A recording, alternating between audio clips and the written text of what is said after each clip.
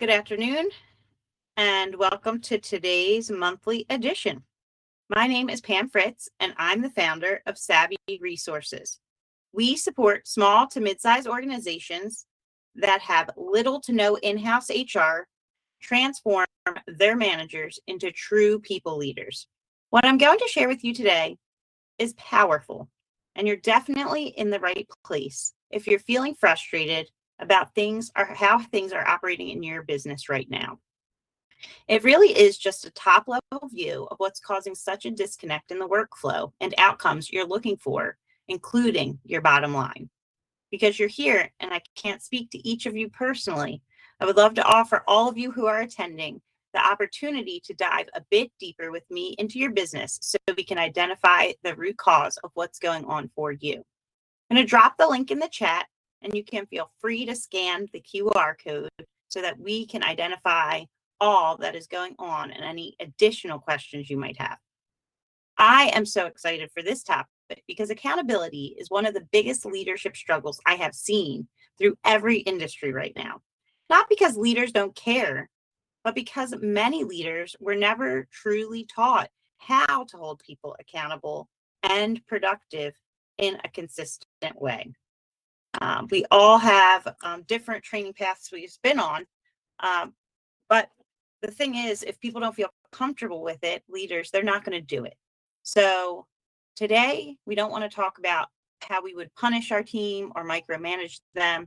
This truly is about creating clarity, consistency, and trust so your team can perform at a high level and to your expectation. So today, we're going to walk through why accountability matters, why leaders often avoid it, how expectations impact accountability, what are some practical solutions you can start implementing today, and our goal is that you leave with at least one thing you can apply and use just this week. So I want to start with a question, and please feel free to put your answers in the chat. But what are some challenges you are currently facing as a people leader? So when you think about your leadership directly, what are some challenges you may be facing as a leader?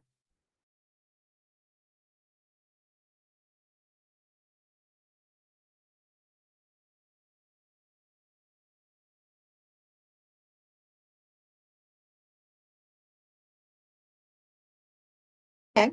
Anybody else have anything?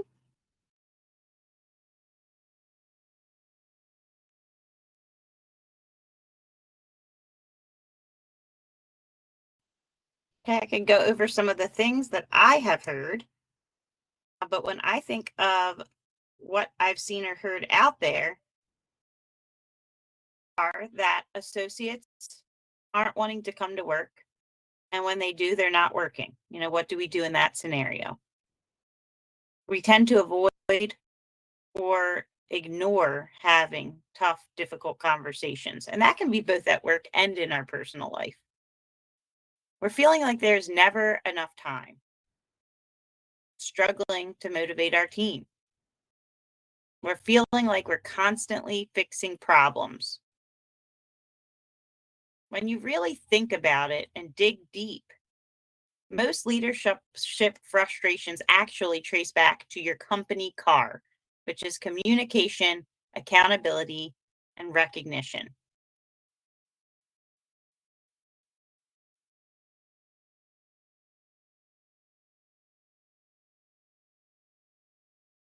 This truly is our signature framework here at Savvy Resources. Communication is the engine. Without communication, the team cannot move forward effectively. Accountability is the steering system. It keeps the team aligned and moving in the right direction down the road. Recognition is the fuel. It keeps people engaged, motivated, and willing to continue growing. Many organizations try to focus only on accountability without first strengthening communication or recognition. That is like trying to steer a car with no engine or fuel. It's simply not going to run. Accountability is not about catching people doing something wrong. It's about ownership. It's about being clear on expectations and following through consistently. Healthy accountability creates safety because people know what success looks like, where they stand, and how to improve. They also know that they can give feedback in like to their leader. Without accountability, teams often become reactive, frustrated, and inconsistent. Even worse, delayed accountability becomes accepted behavior, while causing even your best associates to lose motivation and drive. Why does it matter, you ask? It creates trust. Strong accountability improves performance day over day. It helps projects get completed correctly and on time. It allows leaders to course correct early, and it improves overall team morale. It reduces resentment your top performers may be having as well. One thing I see often is that good associates leave when problem associates are tolerated.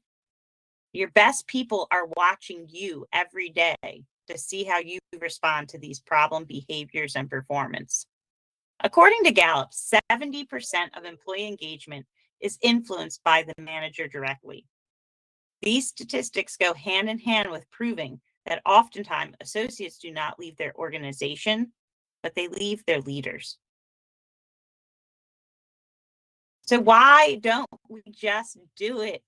The truth is many leaders avoid accountability conversations because they were truthfully never trained on how to do it. The times they have seen it in action, often it's been done poorly. Nobody likes to put themselves in a conflict situation. Then you have to worry about someone quitting. You're already overwhelmed because you have a large workload. Sometimes you're telling yourself, maybe it's just going to get better on its own if I ignore it. Or subconsciously, you might be telling yourself, if I'm mean enough or I avoid or ignore them enough, maybe they're just going to quit anyway. But avoidance often makes the situation heavier and more challenging over time. I remember when I first had my official leadership role, it was right out of college, and I had an associate that was constantly late to work.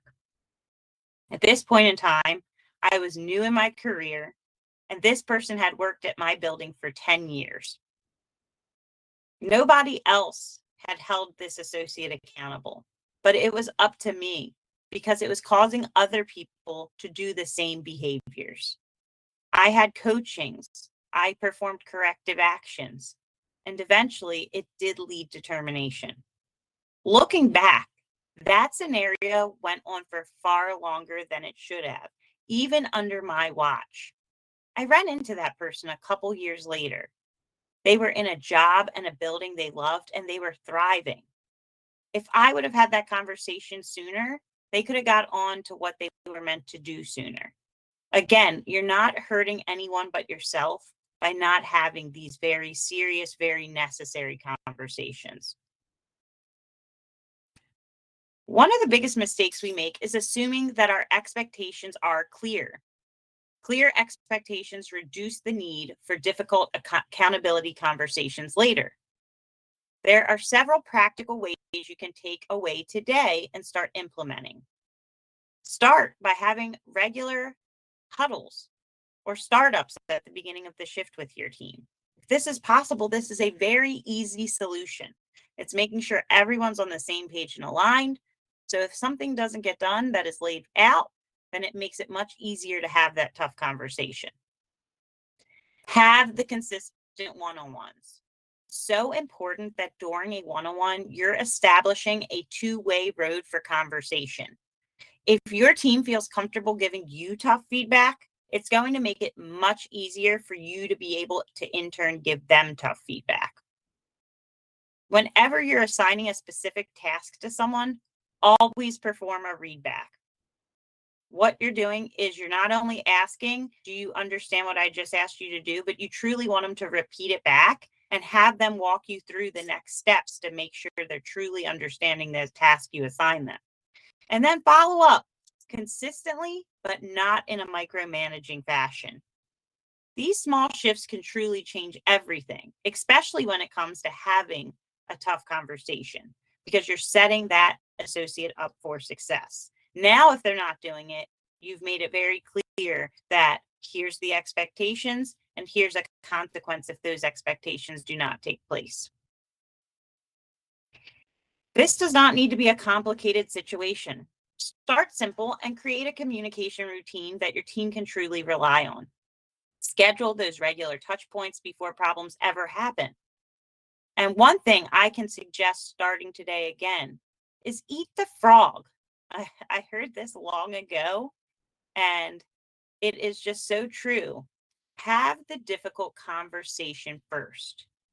Do not let it sit in your mind and your body all day and all week.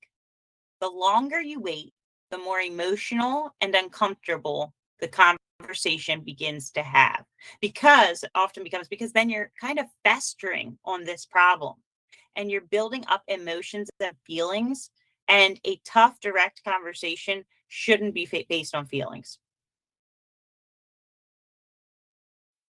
Oh, sorry.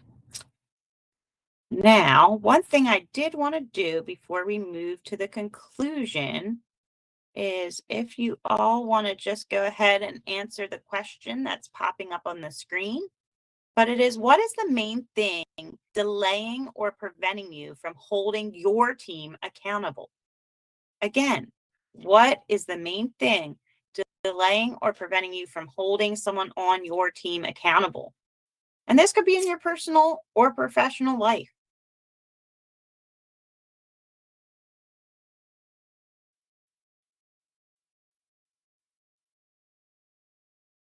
Going to give another moment for that to be completed.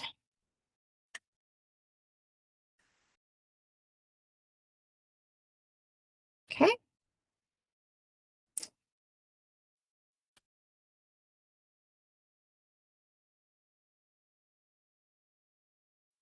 So, as we're wrapping it up, accountability is not about being harsh. It's truly about creating clarity, growth, and consistency. Like any leadership skill, accountability usually does not come naturally. It requires training, practice, courage, and that consistency. The good news is that small changes in communication and follow up will create massive culture shifts over time. As I'm learning in a book I'm reading for the Greater Baltimore SHRM chapter for our June book, which I just started like 2 days ago, but it went perfectly with this topic, is remember that you want to care personally about your team.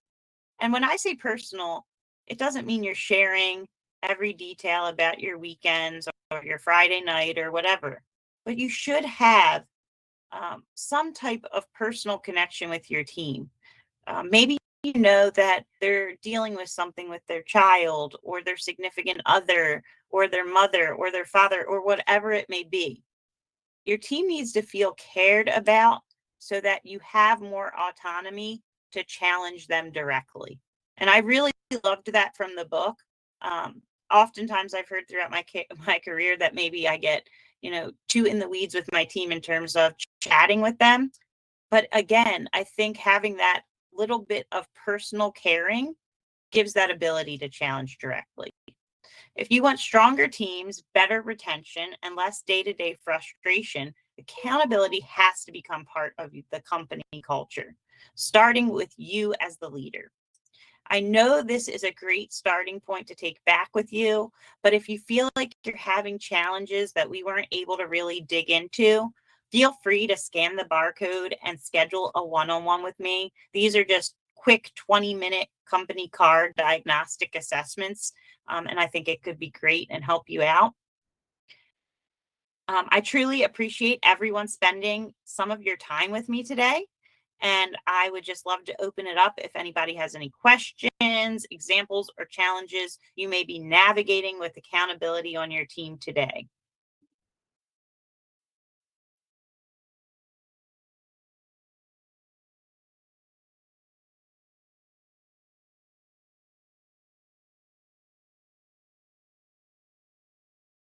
Okay, well, I don't see any coming through, But I appreciate you all jumping on the call today, and I hope you have a great rest of your Thursday and a great weekend. Take care.